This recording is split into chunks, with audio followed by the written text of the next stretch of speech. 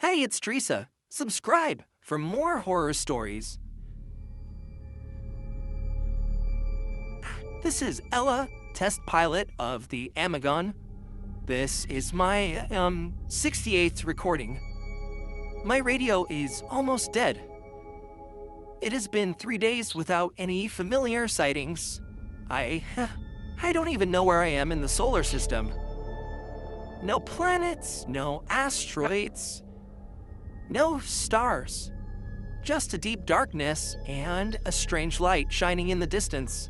I have been flying towards the light, as that is my only navigation point, or source of hope. I'm not sure if I'm going to make it alive, but... What was that?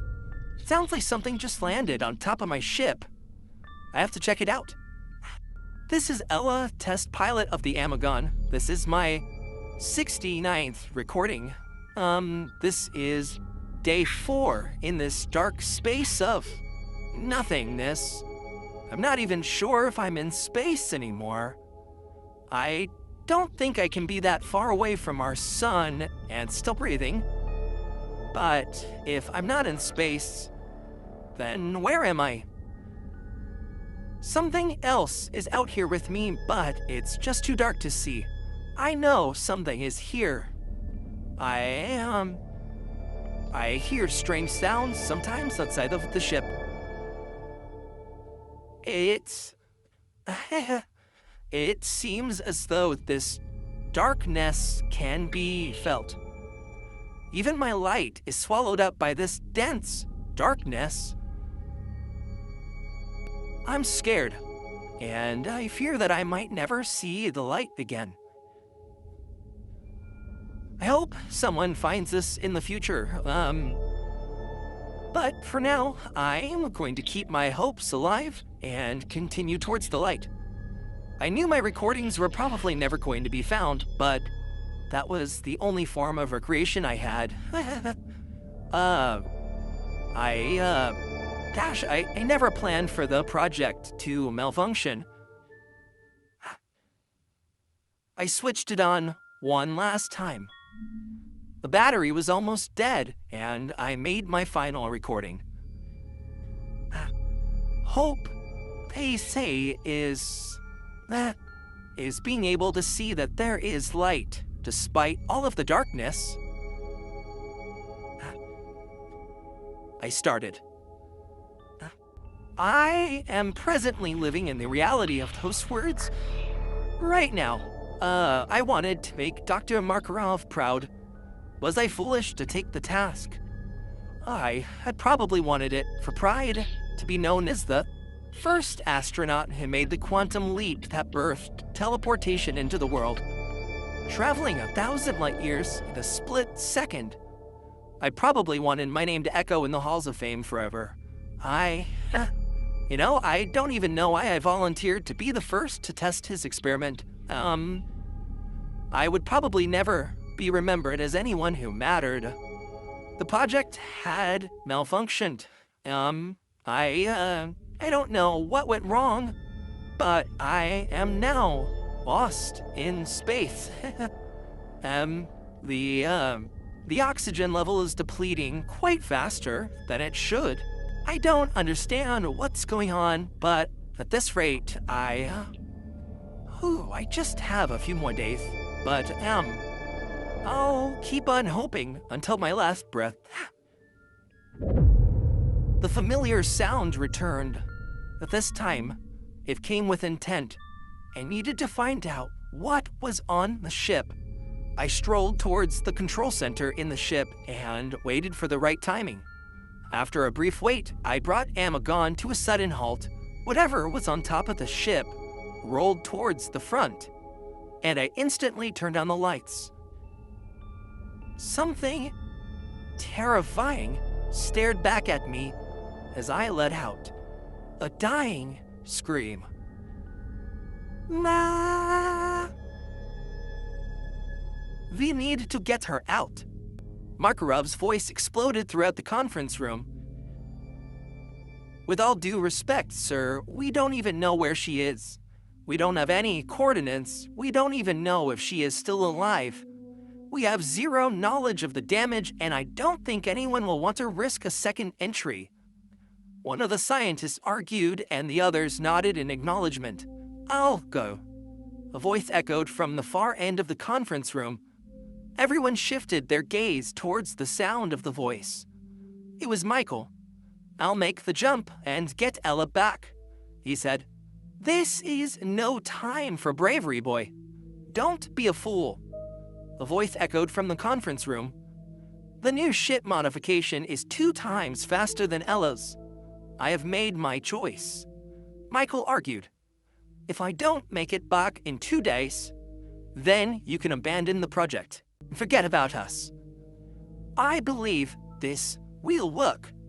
A strange silence descended upon the entire room as silent murmuring slowly began to seep into the room.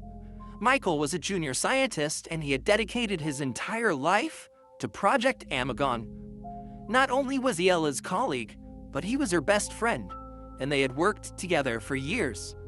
He was not going to just leave her behind to die in space. He had to try. He was proud that Ella had decided to take on the project. I mean, he would have stepped up if she hadn't volunteered to go. This was his chance to finally fulfill his life's dream, even if it led to his death. All right, 2 days, Makarov declared. He bent towards Michael and whispered a few words into his ears before shaking his hand in respect of his bravery. Bring Ella back, he said as he strolled out of the room. Yeah, I had heard about aliens and demons, but I never guessed I was going to see one in my lifetime. Whoever knew that they even existed? Was I perhaps on my journey to hell? Was I dead? Several thoughts plagued my mind as what I had earlier seen still left me breathless. Was that an alien? I asked myself. Everything had just gotten more creepy. I was going to die anyway, so I might as well remain strong. I searched for a song, but none seemed to come. This was my 5th day, according to Earth's clock, and no one had come for me yet. If I didn't die from lack of oxygen, then probably one of these sinister-looking creatures I had just encountered would do a more perfect job. Either way, death was almost certain. Warm tears strolled down my cheeks as I thought about the certainty of my fate. My lips had gone dry, but I still had a little strength left, as a beautiful poem that my father had once read to me when I was much younger strolled across my mind. I mused calmly under my breath. The sun has set, yet there is no need for a dark night. For there hangs starlight, and the moon ascends. Mountains may grumble, and disaster befalls. Pity the land, for no matter how far it tried, it could not reach the sky. Yet the clouds descend as rain, eager to kiss the terrain. If the slopes crumble, then let it be. Let water fall where the trees may grow. Like times of strife in the advent of war, a song will rise. Echoes of cries, the rolling of dice. Fear it not, despite the uncertainty of culmination. Despite the fear of the unknown, nothing will go wrong. Not with a heart standing strong. I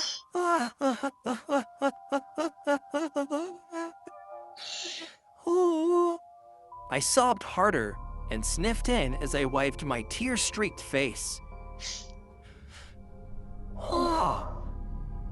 I heaved a huge sigh and finally submitted my will to fate. The creature had returned, but this time with more friends. They were much more aggressive this time, slamming it against the spaceship window and cracking it slowly. The window was surely going to give way at any moment. I guess the aliens were going to get me first, and not the oxygen. I rushed for my spacesuit and braced for the worst. The pounding continued, and I grabbed my laser gun.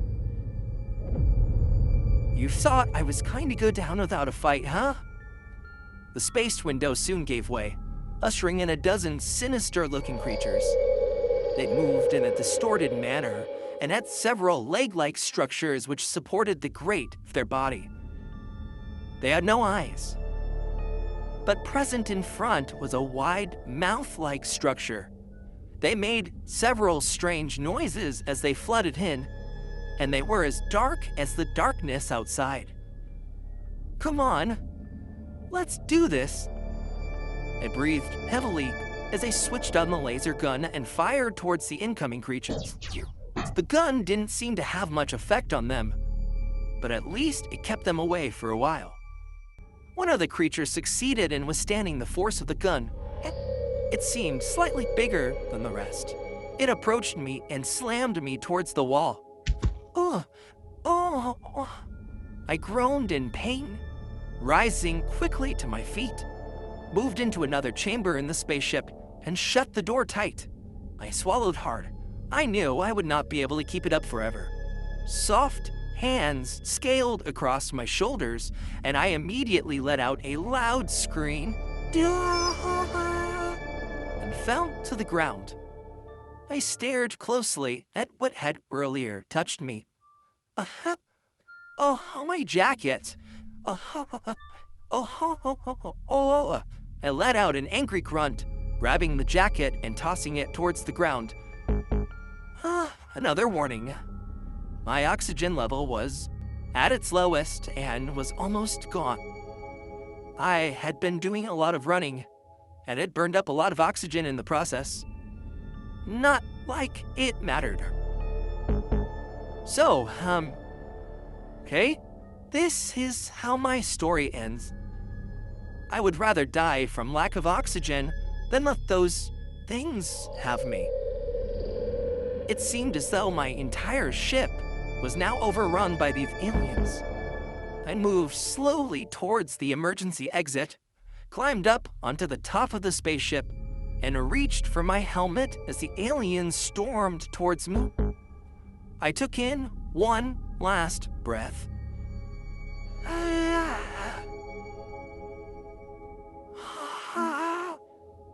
It felt good. I was right. The darkness out here could actually be felt. My eyes caught something hovering behind me in the distance. It seemed like some sort of spaceship.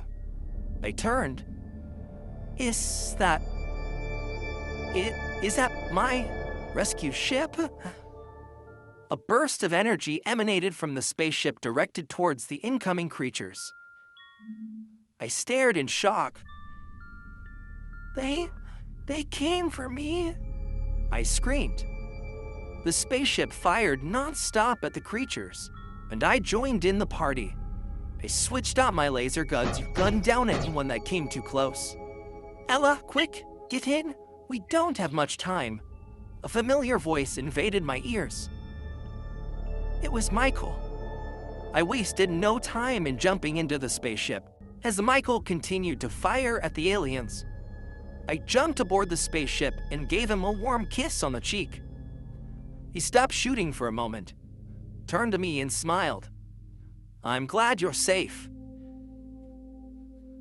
Those were the only words that escaped his lips. How did you find me? I asked curiously. I will explain later. Come on, let me show you something cool. Buckle up. It's time to take you home. Michael said, as a tiny chuckle spread across his lips. He punched a few buttons, switched to supersonic speed. A new upgrade, he said before darting into the darkness. Supersonic speed. Cool, I let out calmly. These were gonna be the most memorable 5 days of my life. And I was glad to have recorded every moment. For hope never falters.